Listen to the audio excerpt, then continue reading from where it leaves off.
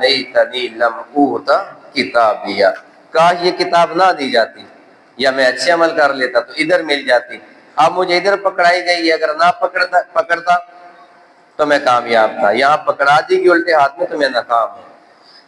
پھر اگلی 8ویں حسرت، وہ کہے گا یا لیتھا کانت القاضیہ، کاش جب مجھے موت آ گئی تھی تو موت کی میں نے سختی برداشت کر لی، موت کے بعد دوبارہ زندگی نہ ملتی۔ صحیح مسلم کی حدیث ہے، جنتی جنت میں ہوں گے، جہنمی جہنم میں ہوں گے، اور وہاں پہ دونوں کو مخاطب کیا جائے گا، یا اہل الجنہ، اللہ کی آواز ہوگی، وہ سارے دیکھیں گے، یا اہل جہنم، جہنمی وہ بھی دیکھیں گے۔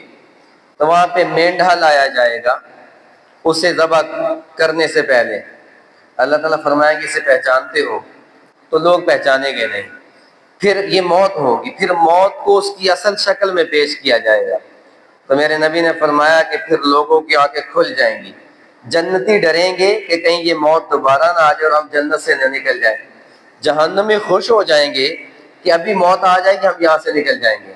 تو اللہ تعالیٰ حکم دیں گے کہ اذبح الموت، آج تم موت کو بھی ذبح کر دو۔ پھر ندا گونجے گی، اہل جنت تمہیں جنت مبارک ہو، تمہیں موت بھی جنت سے نہیں نکال سکتی۔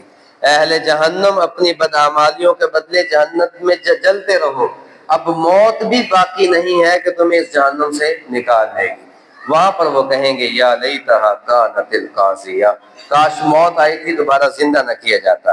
اور 8ویں حسرت انسان یہ کرے گا